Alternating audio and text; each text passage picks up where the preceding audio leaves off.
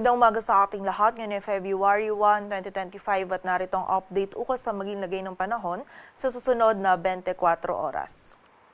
Patuloy pa rin umiral ang northeast monsoon na amihan dito sa bahagi ng northern at central Luzon kung saan ngayong araw ay magdadala pa rin ito ng maulap na kalangitan na may mga kasamang pag-ulan dito sa silangang bahagi ng northern at central Luzon. Samantala ngayong araw ay magiging makulimlim din yung panahon at magiging mataas din yung tsansa ng mga pag-ulan, pagkidlat at pagkulog dito naman sa bahagi ng Quezon at Bicol region. Dulot naman po yan ng easterlies. And sa kasalukuyan ay wala tayong minomonitor na bagyo or LPA na maaari makaapekto dito sa ating bansa.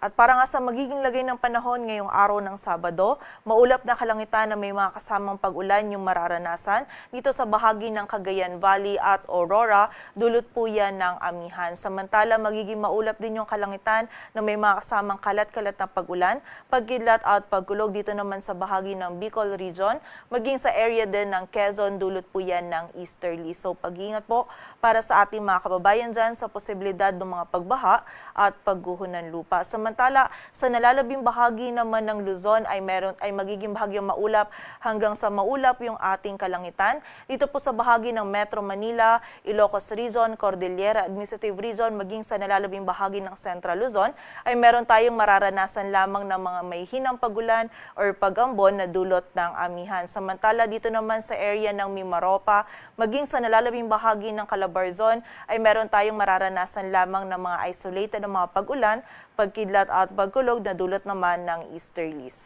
Agwat ng temperatura sa Metro Manila ay mula 23 to 31 degrees Celsius. Samantala sa bahagi naman ng Visayas at Mindanao, ngayong araw ang buong bahagi ng Visayas at Mindanao ay makakaranas din ng bahagyang maulap hanggang sa maulap na kalangitan.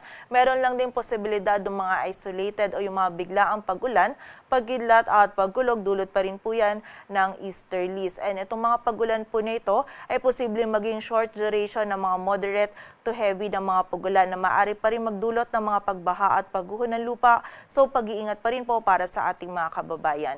Agwat ang temperatura sa Cebu ay mula 25 to 30 degrees Celsius at sa Davao naman ay 24 to 32 degrees Celsius. At para naman sa lagay ng dagat baybayin ng ating bansa, wala na po tayong nakataas na gale warning. Ngunit iba yung pag-iingat pa rin para sa mga kababayan natin na maglalayag sa mga dagat baybayin ng Northern Luzon, maging sa silangang dagat baybayin ng Southern Luzon at ng Central Luzon, maging sa silangang dagat baybayin din ng Visayas, kung saan magiging katamtaman hanggang sa maalon pa rin po yung lagay ng ating karagatan. At para naman sa karagdagang impormasyon ngayong buwan ng Pebrero, ay posible pong wala or posible ding meron tayong isang bagyo na maaring mabuo or pumasok sa loob ng ating area of responsibility. At ayon sa ating monthly climatology track, ito pong bagyo nito ay posibleng lumapit dito sa silangang bahagi ng Visayas at Mindanao or posible rin namang mag-recurve at maging malayo sa anumang bahagi ng ating kalupaan. Dito sa Metro Manila, ang araw ay sisikat mamayang 6:24 ng umaga at lulubog mamayang 5:55 ng hapon.